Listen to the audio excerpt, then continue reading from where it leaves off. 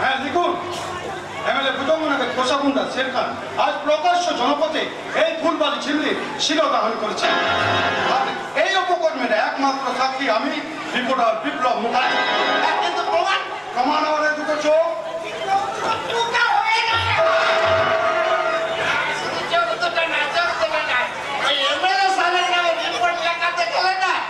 তোমার বুকটা ফুটো হয়, প্রাণটা কেটে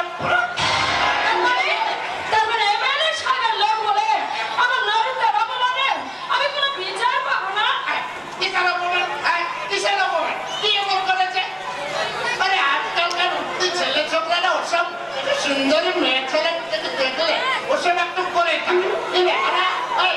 করে না তাহলে আজকাল ছেলেরা ইয়ে করবে না তো, মেয়েরা মেয়েদেরকে ইয়ে করবে না। তবে এটা ওদের দোষ নয়, তোদের বয়সের। চমৎকার। আচ্ছা স্যার, আচ্ছা এই ঘটনা যদি আপনার নিজের মনের ওপর হতো তাহলে পারতেন এভাবে সান্ত্বনা দিতে? কথা বলবেন রিপোর্টার।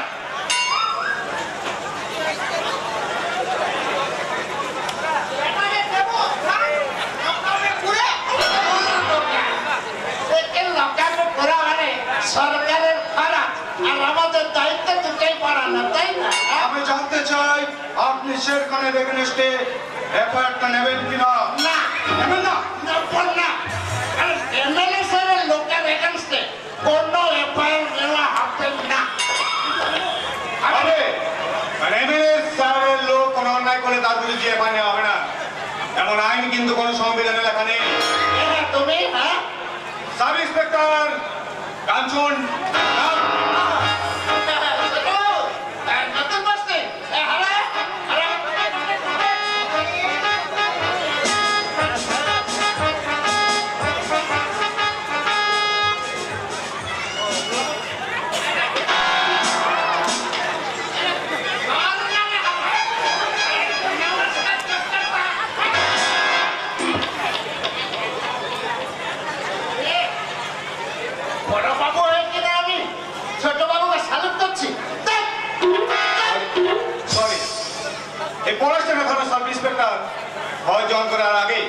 আমি মনে সুন্দর একটা কল্পনা চালু করেছিলাম। এখানকার ইন্সপেক্টর যে ব্যক্তি তার আদর্শকে সামনে রেখে আমি আমার কর্মজীবন কোথায় এগিয়ে চলবো, কিন্তু এখন আমার মনে হচ্ছে আমার এই আদর্শ আমাকে নিজেকে গড়তে হবে।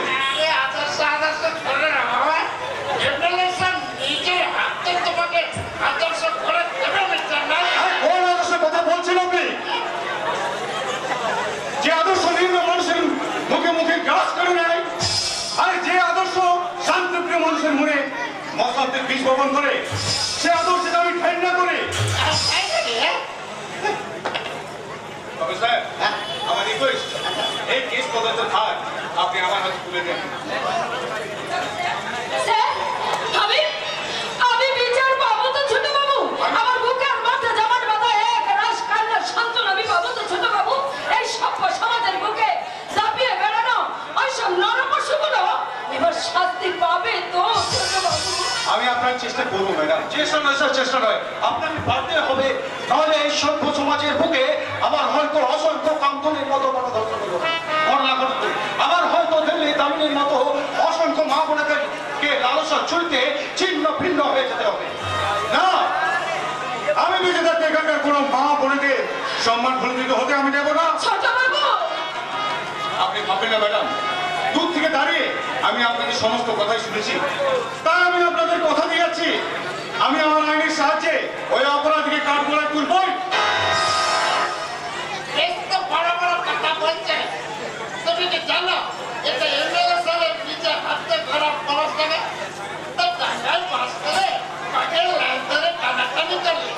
পরিণামটা কি হবে তো ভেবে দেখেন। এই পলাশ ফেরাতে আপনি জঙ্গল বানিয়ে রেখেছেন স্যার, তাই এখানকার কুকুর আর বেড়ারাও বাঘ সেজে বসে আছে। সেবাই, ইউ তোমার বলছি, কি নাম তোমার?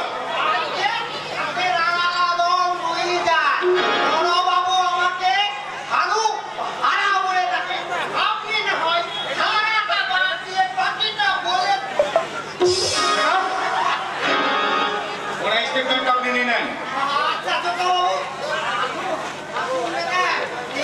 এই ছোটবাবু যেটা দিতে বললো সেটা দেবেন। দেবেন? আসুন। যান ম্যাডাম যান, আপনি কে সেটা আপনি দিয়ে যান।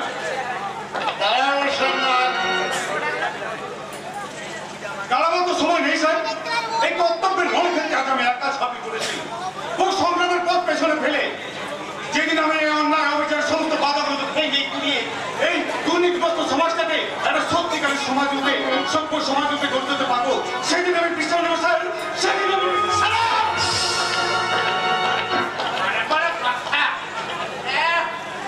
এমন মারো না, একটা ভেঙে গেল লক্ষ্য করে দেবে। এগুলো ভয়ে চাক করে পালিয়ে গেল। চমৎকার স্যার, চমৎকার আপনার আইন রক্ষা নিয়ে। যাদের রক্ষার জন্য সরকার আপনাদের হাতে অপরিসীম ক্ষমতা তুলে দিয়েছেন, সেই ক্ষমতার অপব্যবহার করে তাদের এই কণ্ঠনালী চেপে ধরে আপনি তৃপ্তির হাসি হাসছেন। ভদ্রতার সীমা আপনি তো ছাড়িয়ে গেছেন বড় বাবু। কারণ একজন অসহায় নির্যাতিতা মেয়েকে সুবিধা দিতে পারলেন না, তাই আপনি যে থানার বড় বাবু সেটা বিশ্বাস হচ্ছে না। আপনাকে দেখে মনে হচ্ছে আমরা যেন সুরি থানা একটা মাতালের সামনে দাঁড়িয়ে আছি। আর একটা বাজে কথা বললে একেবারে লক্ষ্য বলে দেবো। তা তো দেবেনি স্যার, তা তো দেবেনি। কারণ এই জন্যই তো সরকার আপনাদের হাতে সীমাহীন ক্ষমতা দিয়ে পুষে রেখেছে। তাই তো একজন অসহায় নির্যাতিত মেয়েকে সুবিধা দেওয়ার পরিবর্তে একজন সমাজ বিরোধী গুন্ডাকে আপনি প্রশ্রয় দিচ্ছেন। আর এই জন্যই বুঝি সরকার আপনাদের এই পোশাকটা পরিয়ে পুষে রেখেছেন।